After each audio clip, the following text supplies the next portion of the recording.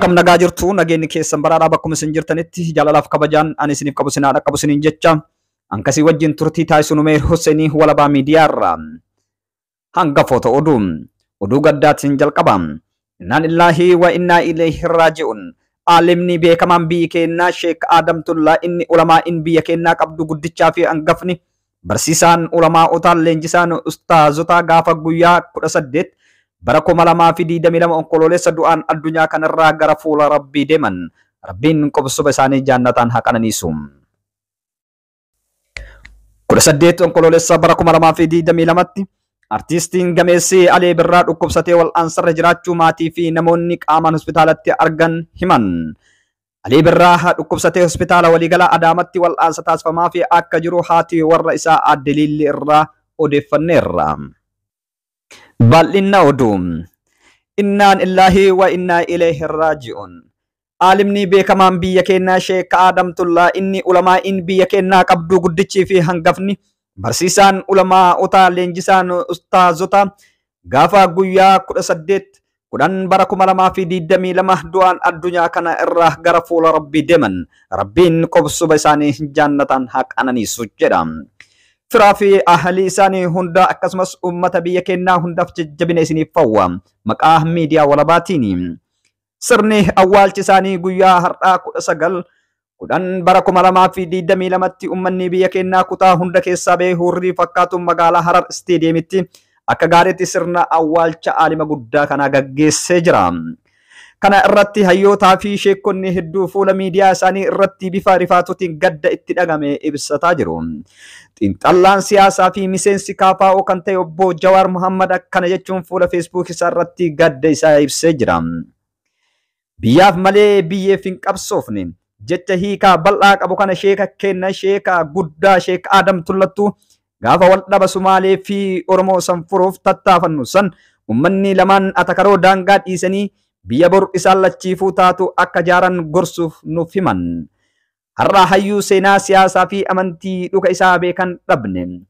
Bara Sheek Bakrii Saaphaloo irraa kaasee hanga gadaa qeerrootti qabsoo uummata Oromoo Suduudaan keessa turan sheekni. Namoota jireenya kiyya keessatti dhageeffadhee hin quufne keessaa kan hangafaa turan. Har'a gara fuula Rabbii deeman. Rabbiin warra jannataa haa godhu jechuunis goolabe. Hamzaa Booranas bifa kanaan gadda isaa ibsaa jira. Rabbiin isaaniif haa araaramu. Abbaan ulamaa fi muftiin sheekotaa Sheek Adamtullaa umrii isaanii waggaa 108tti guyyaa har'aa gara ganda akiraa deemaniiru. Yaa Rabbi qubtuma isaanii jannata nuu taasisi. Ummata keenyaaf akkasumas firaa fi fiixaa maraaf obsaaf jajjabina hawwina jechuunis ibsate. Akkasumas munaashidaa fi hayyuun Islaamaa fi abbaan miskiinota Itoophiyaa raayyaa abbaa maccaa bifa rifaatuutiin ibsate akkana jedhe. Innaan illaahi wa innaa ilayhi raaji'uun. Gaaddifni darasaa waggoota meeqaatam akka waan jigetti Sheek Adamtullaa gara fuula Rahmaan deeman. Rabbiin rahmata haa godhuufi jechuun gadda keessa galuun ibsatan.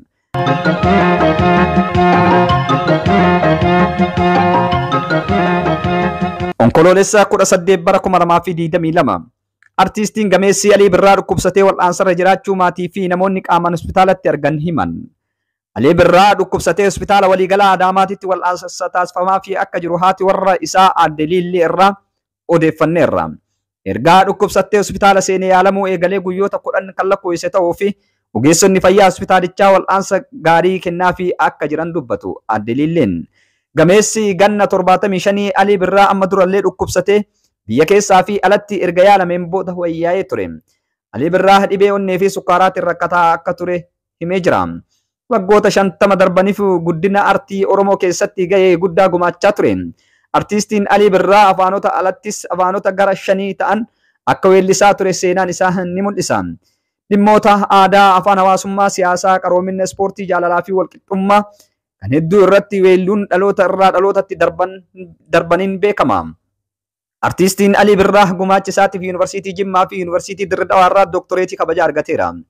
Gumaacha artii Oromootiif gumaacha Daayirikteera kabajaa argachuun alattis yeroo garagaraatti badhaasawwan hedduu fudhateera.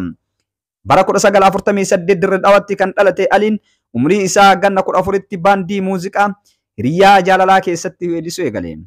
Alee Birraa bara 2018tti Odaa Award irratti badhaasa umrii guutuu Odaa argateera.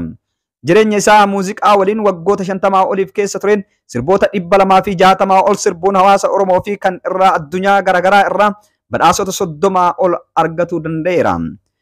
Oolmaa artiistii Alii Birraa artii Oromootiif ooleef kabajaa fi beekamtii kennuuf jecha bara 2021tti mootummaan naannoo Oromiyaa sirna galateeffannaa qopheesseefii ture.